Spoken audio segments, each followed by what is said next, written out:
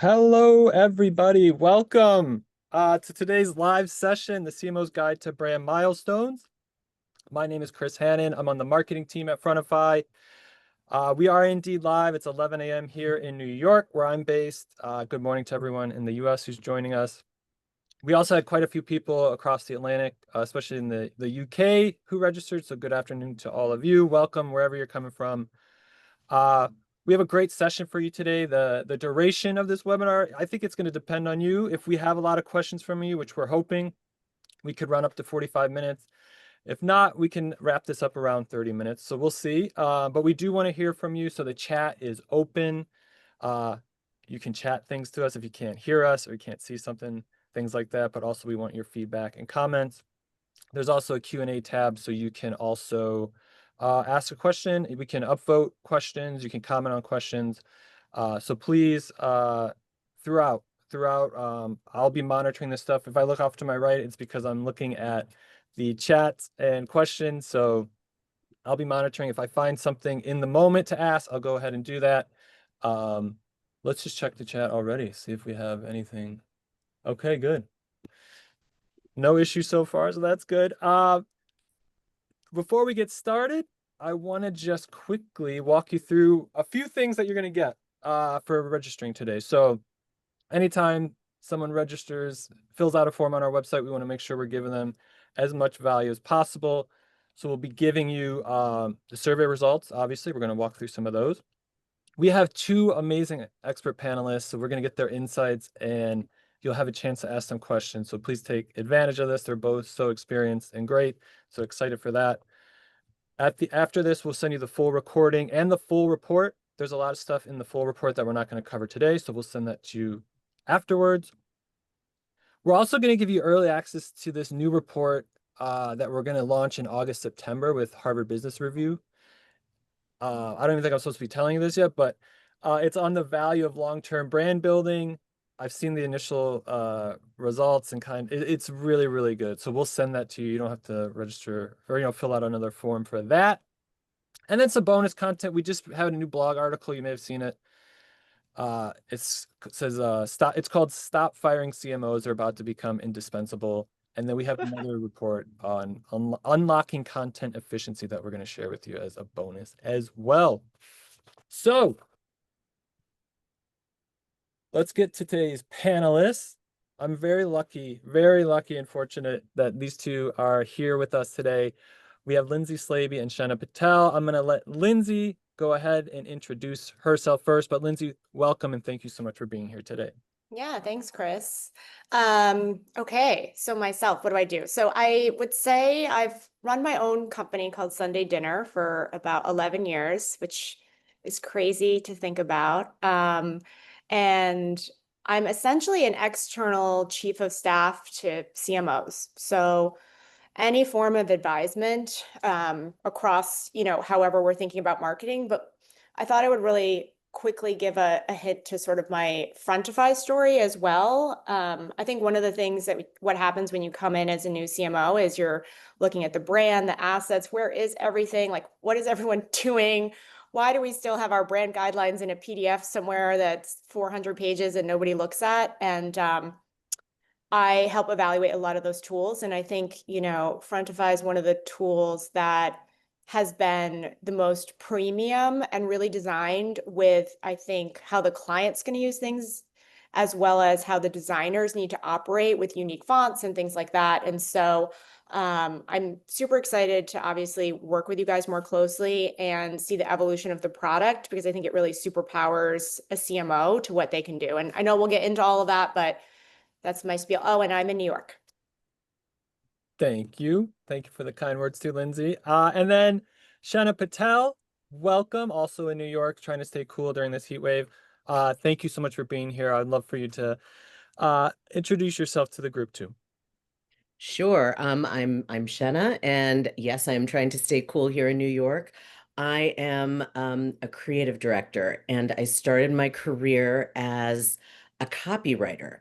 So brand voice, storytelling, narrative, all of those things are incredibly near and dear to me. And I have been in-house agency side, full-time, freelance, you name it. I've run the gamut. I started at a brand called Tiffany as a copywriter.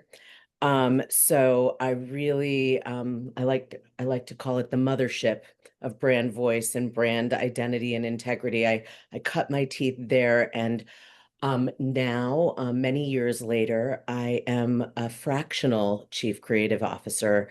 I work with C-suites, a lot of CMOs, they're my best partners, to sort of collaborate and build the brand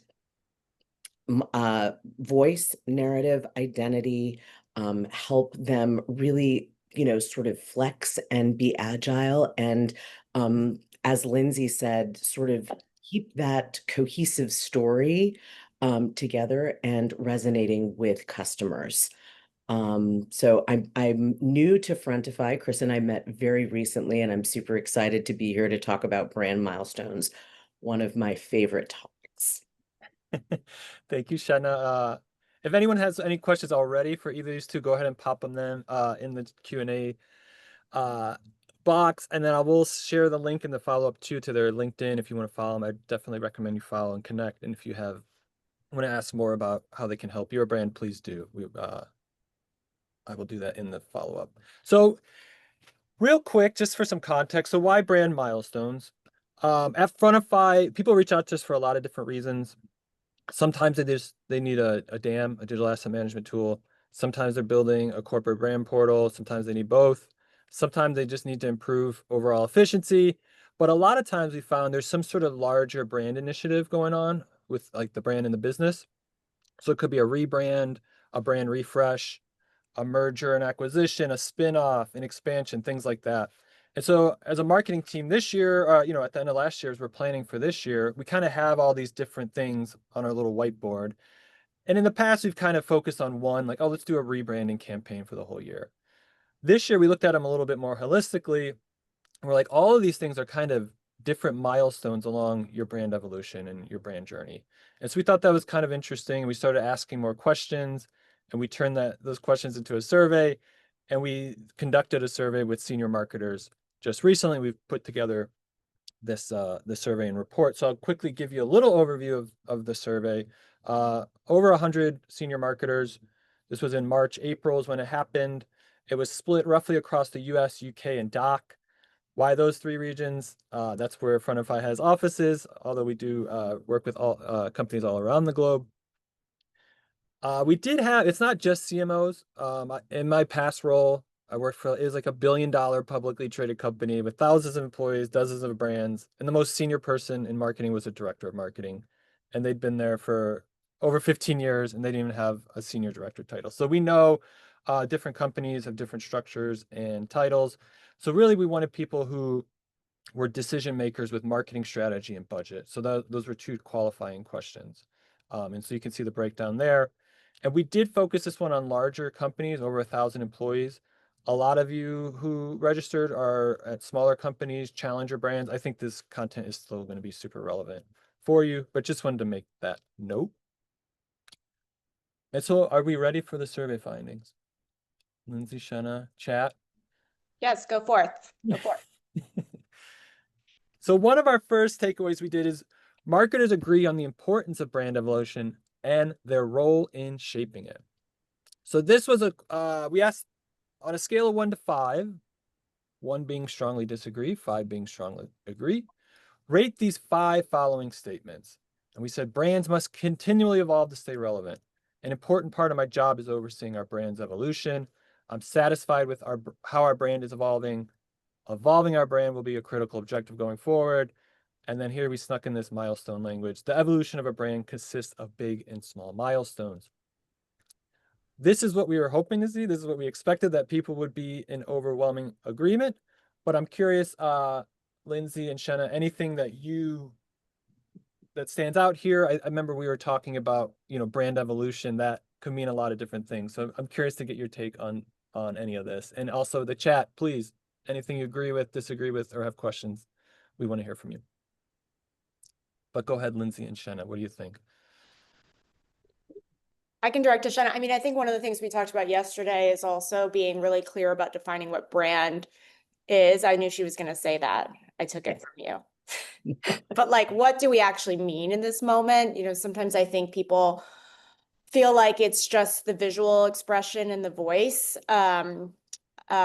Versus a lot of the other attributes and the importance of how we're actually using our marketing levers. I find a lot of brands get very performance oriented, not performance media per se, but maybe overly promotional, especially in this moment that we're going into. And to caveat a little bit of maybe my point of view for the rest of the session is, you know, deep in annual planning for 2026 and just came back. I'm making this have a timestamp now, but from Cannes Lion, and I think there's so many valuable things that we're thinking about in terms of how do we evolve our brand and how do we make sure it doesn't get lost in what's coming. And so I can, you know, add to that across this process, but I'll not take away from Shenna. Yeah, that is definitely a conversation we had. And also, I think what's important to define and to put parameters around is what do we mean by evolve? Because I think we have to first define what branding is and not limit it to just, you know, a logo and a tagline. But also when we say evolve, what do we mean by that? How are we building equity? How is a customer coming to relate to us and respond to us, and how are we making customers feel about us, and how are we building that relationship with our customers? When we say evolve, do we mean change the brand? What Yeah. what what are the parameters, and how are we creating the cadence or the story or the experience for the customer and making it count? Yeah. I'm gonna Chris, I told you we'd Yeah. never get through your slides, just to be clear. But Yeah. he's like, but I'm gonna answer one of the questions about measuring. I mean, Yeah. ooh, so hard, right? And I feel like on the brand side, we've always had to rely on these like, well, there's like, you know, how do we attribution is a mess right now, right? Facebook's wanting to take credit, Google's taking credit, etc. I have found, and as you were saying, for smaller brands, Tracksuit, if you guys aren't using it as well, is a tool that's been really helpful to give my team's feedback to the power of the brand. But measurement is a holistic team effort. And one of the things around that is trying to figure out how all the different departments and groups within your org are actually creating unified measurement without it becoming overwhelming, right? There are so many ways that you could actually create metrics to give brand attribution based on if you're running TV or if you have an experiential event happening in that moment that I think have modernized. And I'm really excited about that and those options. And Tracksuit's a great place to maybe start. That's a more traditional brand tracker, but that's a really great question about measurement because, again, it's always hard when we talk about investing in brand and fighting with CFOs. Right. Annika, that was your question in the chat. Thank you for asking. I think the survey we're working with Harvard Business Review gets into this as well. So we can share more on that in the next few months. But I think it's a great question that's always being asked. But that's one thing that we're going to try to answer in that. I do want to make sure everyone can see the results. We've gotten some feedback that some can, some can't. So any questions or any other chat thoughts on this one? We can move to the next result here. This next one is a little interesting. So marketers perceive differences in which brand milestones are most important to themselves, their C-suite, and their customers. So we chose these 7 milestones. Selfishly, a few of these were a little bit more relevant to us at Frontify. And then we included a few that were maybe more general just to kind of see how things fit together. And so we asked 3 questions. We said, which do you, senior marketer, consider to be most important personally? Which do you perceive to be most important to the rest of your C-suite or leadership? And then we said, which do you perceive to be most important to your customers? And they could choose as many as they want. That's why these numbers don't add up to 100%. And you could see the marketers, what they thought was most important. Personally in pink what they perceive the C-suite to be most important in black, and what they perceive to be most important to customers in the grayed out section. And what I was hoping to get out of this is I think there's always this like marketers and creative and brand, we're all kind of working over here. We have an idea what we need to do. You have the C-suite and leadership, maybe CEO, CFO, often not coming from a marketing, brand, or creative background. And so I think there's always this internal education that we have to do to prove the value of marketing and brand. And then it's like everyone says, oh, we have to be customer centric. And so like, what are we perceiving to be most important? And are we always keeping, are there areas where we're maybe not focusing something that we think is more important to us, but maybe really, if we're being honest with ourselves, there's maybe things that are maybe more important to marketers or to customers. So Lindsay and Shanna, what do you think? Anything that is confusing or you disagree with, or anything that resonates from this slide? I actually thought that it was interesting that they all seem pretty tied, so to speak, except the incorporating brands from an M&A. And I was very curious about that result from Yeah. from a marketer standpoint. And I was trying to wrap my head around it a little bit because having worked at some big enterprises where we've gone through periods of time where we've acquired new brands or have tried to incorporate family of brand kind of approach.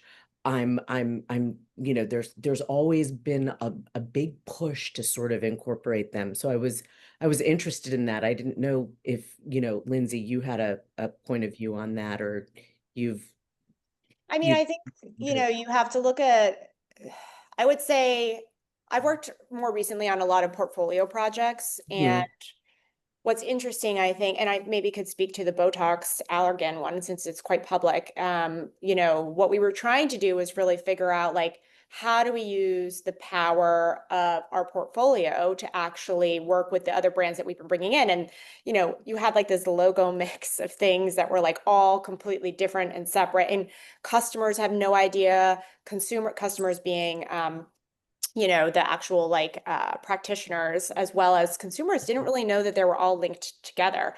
And I think that's also what's happened with like Bonvoy as well. And how do you bring maybe, some of those strategies about thinking about putting loyalty at the heart is a great way to bring them together.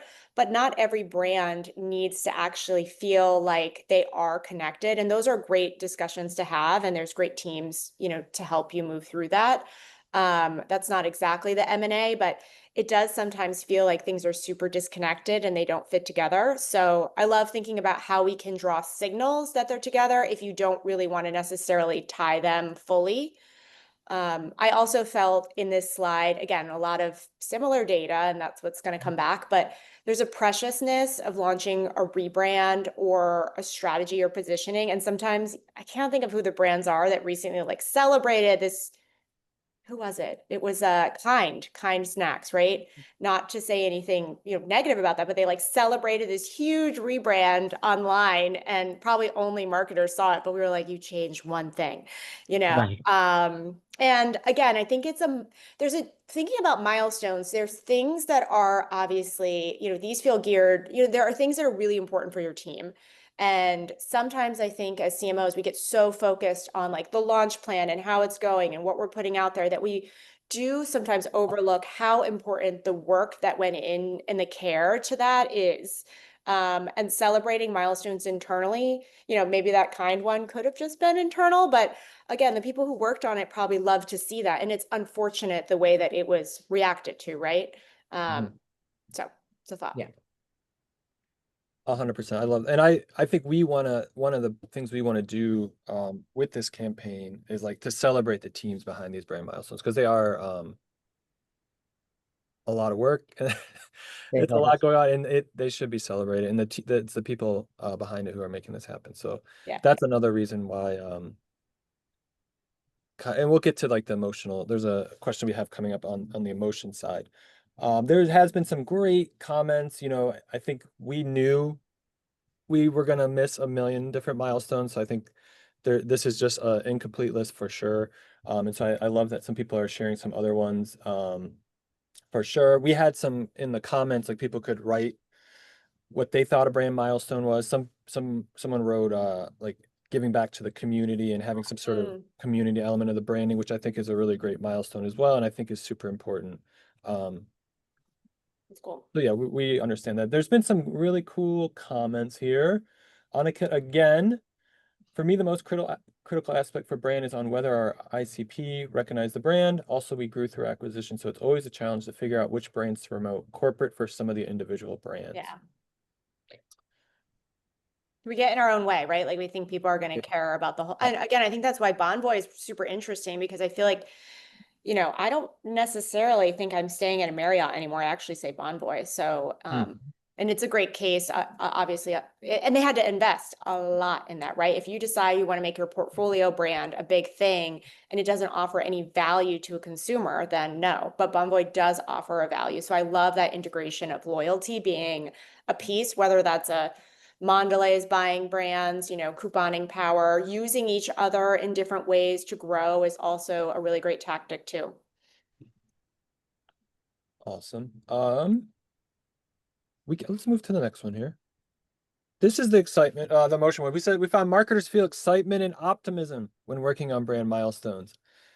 So again, similar to the milestones, we did not cover every emotion possible. I chose these 8. One of my coworkers was like, "Why did you choose so many negative ones?" I didn't even realize I had done that. So I don't know if by default people just chose excitement and optimism. I like to think that they are actually excited and optimistic about working on this stuff. There's a little bit of caution, which is always important. And anxiety, I think, is always good too, because it shows maybe you're getting out of your comfort zone. But what do we think here? I would love in the chat too. I think this is one, if there's an emotion that you agree with or that you think you have felt when working on these milestones, you want to put it in there, that would be great in the chat. It But really depends. I think sometimes, like, if you were going back to a milestone being like, let's talk about what, we're trying to really figure out like new AI workflows or something like that across the company. And that is a brand milestone as well, right? To me, I would be anxious about my internal teams accepting it, right? Like, and so I think there's like constantly, you're scared about that. And if it's more like of a new visual identity, then I feel like you're like, especially as a leader, we're really excited and we're optimistic about, and we stood behind it and we're going to do whatever. So obviously, like all of these things are just, I think from a CMO or a chief brand officer's perspective, like I'm making huge decisions and I know they're going to come with something. And sometimes I think when I'm advising my clients, like think about what that emotion might be and be ready for it, right? Because we have to make decisions. That's one of the worst things that happens with leaders. They market to everyone and they try to please everyone. So make a decision, but think about how the emotional reaction is going to come internally, externally, and just like prepare yourself for that as well. Right. And I think creatives, I mean, when we're working on all of these types of initiatives, what I try to tell my teams is to love the creative process and to focus on the work that they're doing and to try not to get into the sort of pessimism, frustration, and dread part of it, because those are things that they can't control in sort of their functional areas, right? We've got to do the work, right? We've got to come up with the ideas and the designs and the language and the concepts, and loving the creative process is about loving what you're making. So absolutely. Kelly just put a great one. She says, also a sense of relief. So much work and effort going to these milestones. It's sometimes a relief to just get it out the door. I couldn't agree more. Sometimes it's years, right? You're like, oh my God, 3 years I've been working on this. I will. Sorry. Really, really good. One thing too, for some background here that kind of influenced my thought on this, of including this question. We had like I had a brand, like a big US bank, like had booked a demo. I don't think she knew what we did really. She just wanted to like talk to us about. And she said, like, how do I get my team to not have to do all this like brand admin work? And I think this is kind of tied to it, because it's like we can get bogged down with all these like little tiny requests, and it's hard to forget, or it's easy to forget like these bigger accomplishments that you're giving to your customers, to your business from the marketing and brand side. So I think this is something I'm hoping we can like, yeah, like excitement, optimism, a sense of Yeah, I relief. mean, the in-house team that's working on brand doesn't want to be the brand police. They don't want to just be like, Exactly. oh, that font is off, that logo, right? And so that's where I would say, and this probably veers from this slide, but is a great, I mean, just something that's fresh on my mind is like, if you're working on your 2026 plan right now for where you go forward, like systems with a capital S, it should be a North Star. And what are those systems and how are, especially in the evolution of what's happening with voice and personality and creative, we're all exploring all sorts of things, but that can a lot, you have to let go a little bit and let people play, and there'll be a lack of control, but where do we bring that back? And that's where I think you have to figure out what your systems and tools are that everybody's using to bring us back to the right things. So, because people are excited, it's an exciting time to play with things, right? But they're going to try to change things. So I don't know if I'm expressing that the right way, but 100. Yeah, I think the last, some of the challenges, we can also speak on that. I think we could get into that. That could be a whole webinar probably. yeah. Uh, I just want to, there's some great comments coming in. Oh my God, Emotion, all my friends. Hi, Fabio. Just kidding. excitement, intrigue, curiosity, which means that the campaign creative needs to be differentiated, almost provocative. Uh, Confidence, it's directly related to the confidence and expected impact of the milestone and approach. Thank you, Erica. When we are all aligned and focused, way more excitement versus when there's a sense of disconnect. 100%. I agree there. And then Fabio, Hi. I would remind my teams that for the consumer, the release of a campaign or new brand is the beginning of the conversation, while for us, it is the relief moment. Adding the post-launch milestone is a key part to make sure that we sustain the momentum. That's really, really good. Yeah, I mean, that's the thing, like a new brand launch, right? We've rebranded something. I mean, I know, again, there's many different things that are milestones, but let's say that's it. We launch it and put it out and put media behind it, even like a new product going to market, and then that's it. And not everyone sees it, and not everyone understands it. So what's wave two of storytelling? What's wave three? What's wave four, right? What are those things that we need to continue to do to make sure that it sticks and it adapts? So I think that's maybe what you were That's also trying to say, Fabio. 100%. And we even see, I mean, that's just for the external. We find people do a rebrand and they have trouble getting it to stick internally. And that's why they'll come to us. And that's why they need like a brand portal. Cause it's like people are still using the old, it's like, what guys, we have this new, Well, and the so how do PDF they get gets easy? outdated in like 20 seconds. Please, no more Exactly. PDFs. Exactly. No. All right. Thank you everyone for the comments and questions so far. We'll move on to this next one. Another takeaway here. Marketers say their departments need the most support with some of the most challenging brand milestones. So again, we stuck with these 7. We asked them 2 questions. We said, which one do you think is most challenging? And which one do you currently need most assistance with right now? This one, unlike the other, they could only choose one. So it doesn't mean that they don't think launching a new brand campaign isn't challenging, but we just asked what is most challenging. And so we kind of combined them here again to get a little hierarchy. And you can see at the top, expanding a brand into new market was both challenging, the most challenging, and then the second milestone that needed the most support among this group. So Lindsay and Shanna, anything jump out to you here or in the audience? Any questions or comments or thoughts on this one?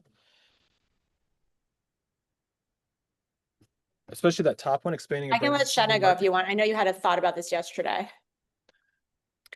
Um, On the spot. She was, well, I mean, your question was like, well, what do we really mean by digital Yeah, transformation? that True. was a big question. Okay. What Yeah. I'm always going to get back to the words. So what Yes. my big question was, what do we mean by digital transformation project in this context? And it could mean a lot of different things. So um Yeah. Yes. I was wondering if those surveyed were putting any texture around that and what kind of Yeah. support, because you need a different kinds of support around different kinds of digital transformation projects. So that was Yeah. interesting that came Yeah. And for second. each of these, we did ask if they chose, let's say the most challenging was working on a digital transformation project, or this is the most support. We did have Mhm. an open text answer. some of that will be in the full report that we share with everyone. A couple ones that I wrote down in my notes here.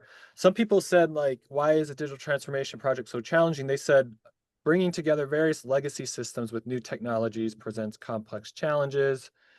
From the support side, they said that the marketing team needs a strong understanding of the overall digital transformation goals, so our efforts align with business priorities. So maybe there's a little disconnect there.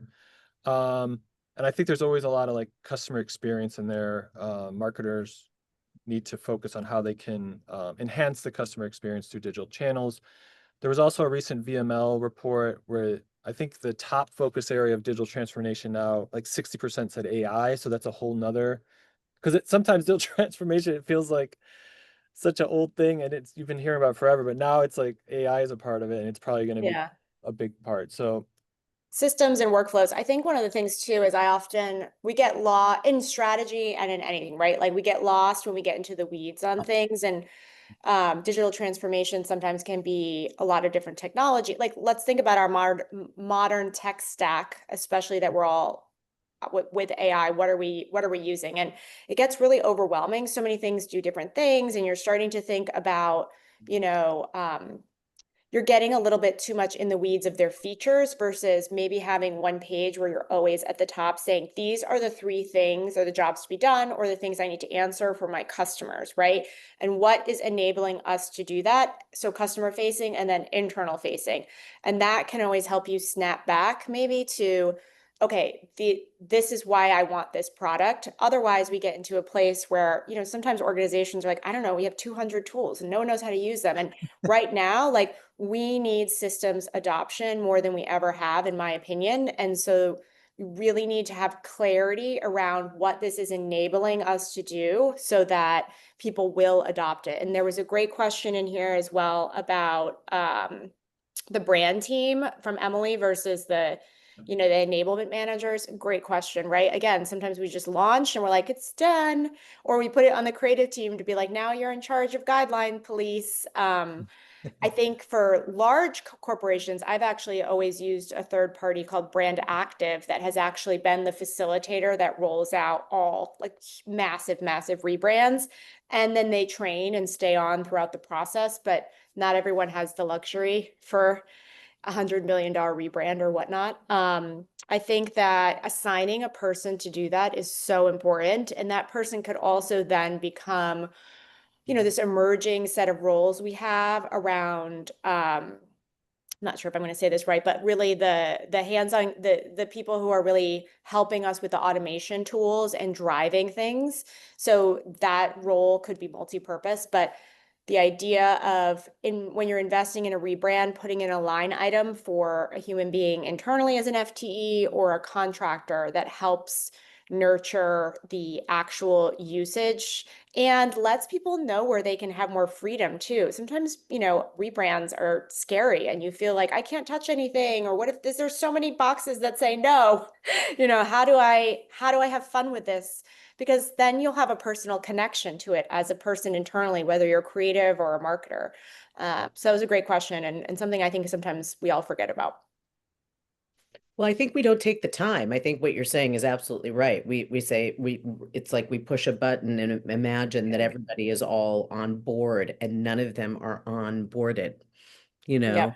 So that has to be part of the process for all of this is anything we're trying to implement. Part of the support is to get everybody internally aligned, and we skip that step often. Yeah. Really, really great. Debbie says, let's face it, digital brand transformation is hard. On digital platforms, nothing ever truly disappears. Every message, impression, and experience lingers. So the challenge isn't just creating something new, it's crafting a message powerful enough to overwrite the old and redefine the experience moving forward.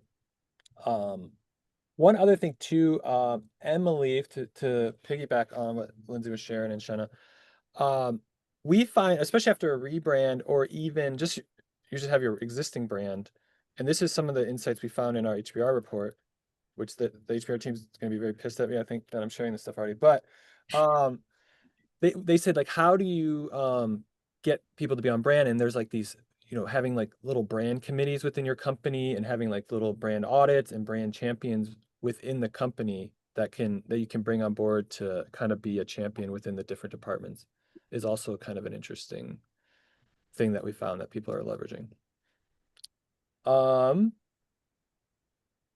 We'll move on, and then there are some questions here. We'll scroll back through if there's anything that we missed. But there's one more thing here. This is the last takeaway for this presentation. There's more in the report. But we said more than half of marketers agree on common brand challenges, whether it's for a brand milestone or not. So whether you're like actively working on a rebrand or expansion, we said on a scale of 1 to 5, again, 1 being strongly disagree, 5 being strongly agree, rate these statements.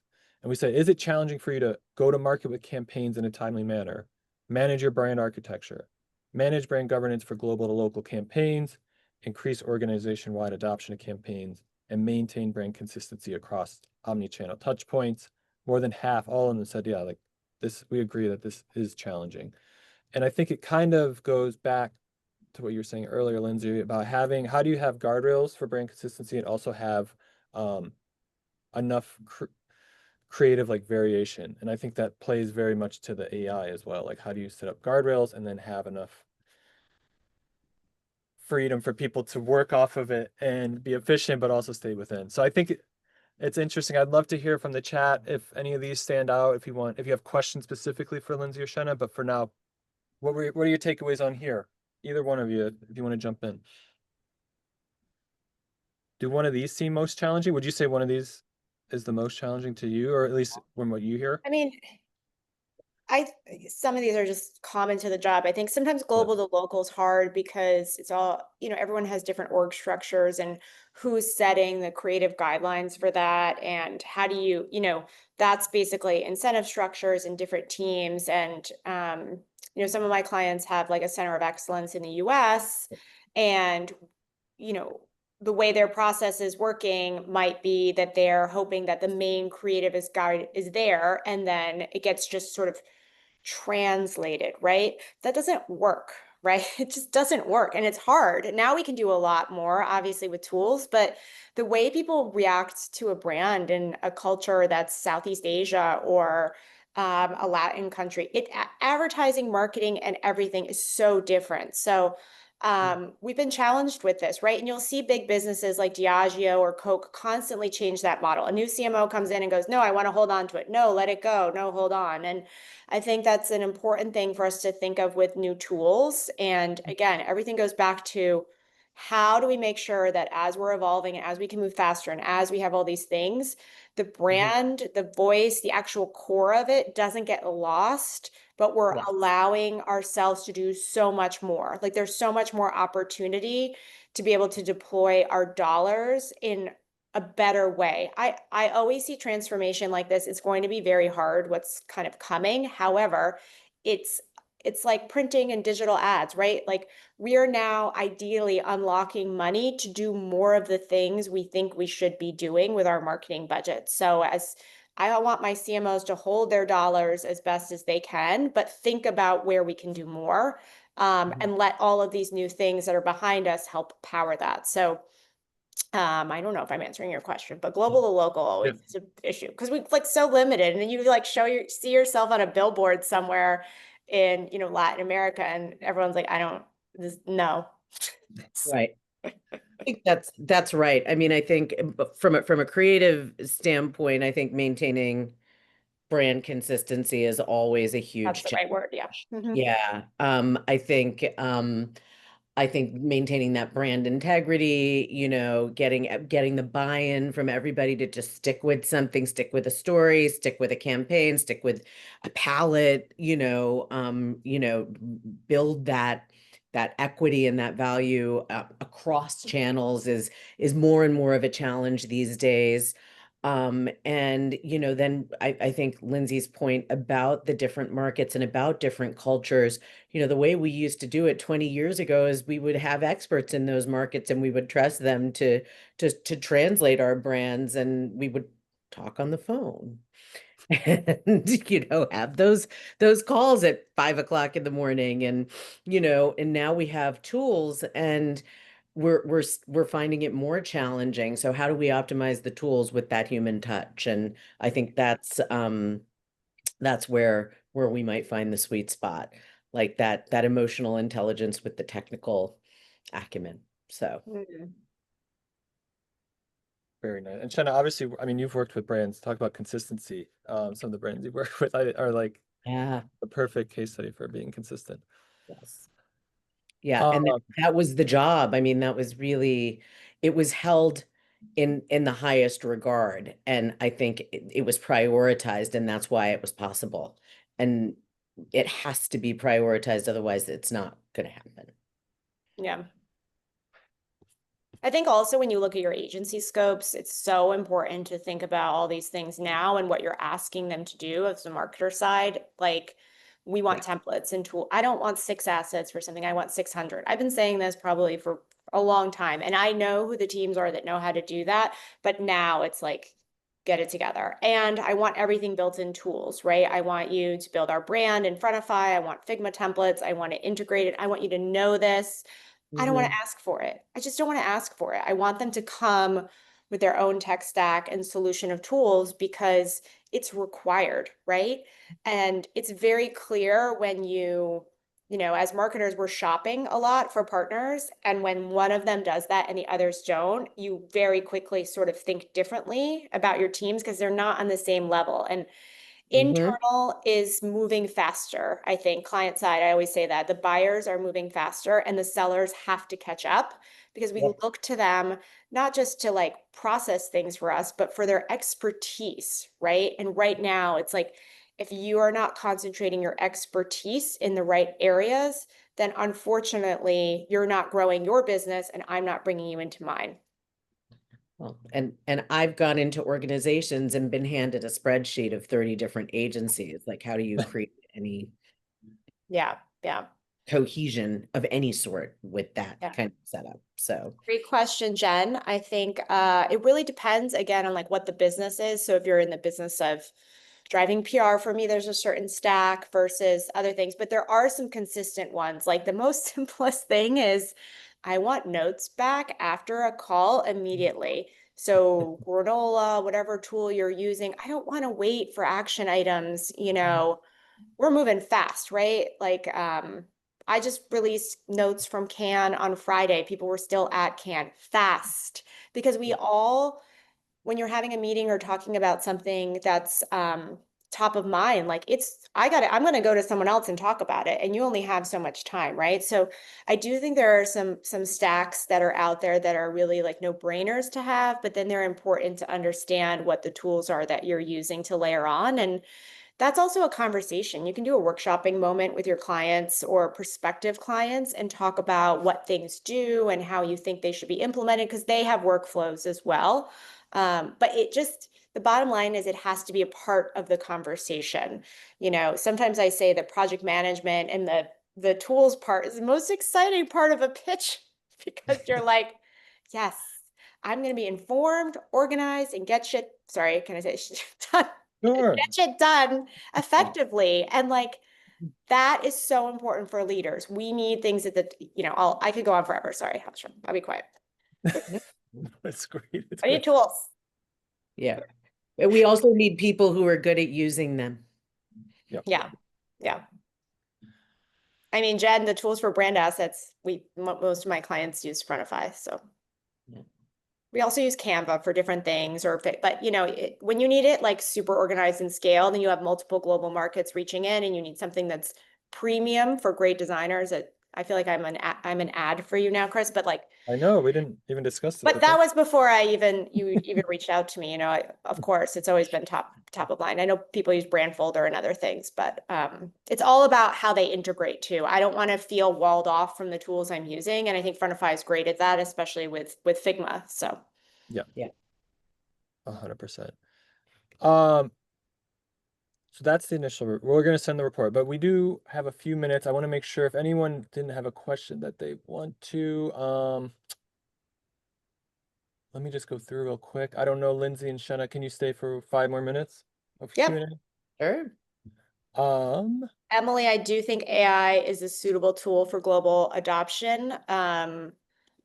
I would look at what Brand Tech Group is doing with Pencil and just maybe watch a video, see what they're doing for L'Oreal. It is fascinating.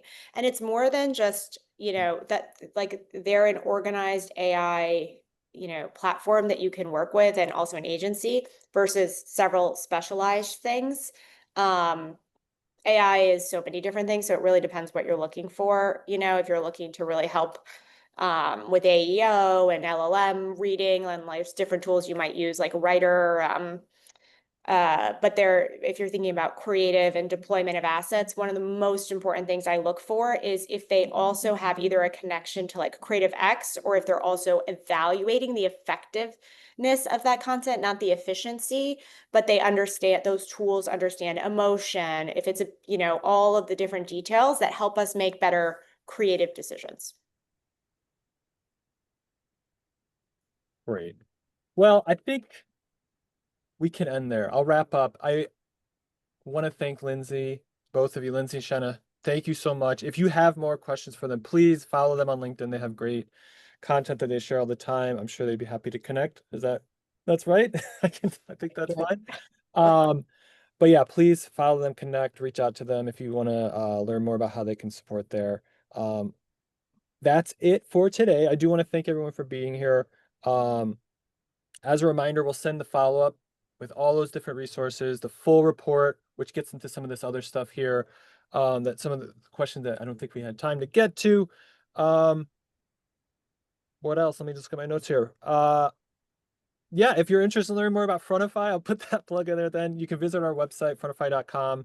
And then the last thing at the end, there is a little 2-question survey, keeping with the spirit of this survey that we just went through. So if you want to fill that out, it helps us make sure we have better webinars for you next time. But thank you, everyone. Thanks for your engagement and attention here. Lindsay and Shanna, thank you so much. I hope you had a wonderful time. Yes, thank you so much. My Bye. friends. Bye, everybody.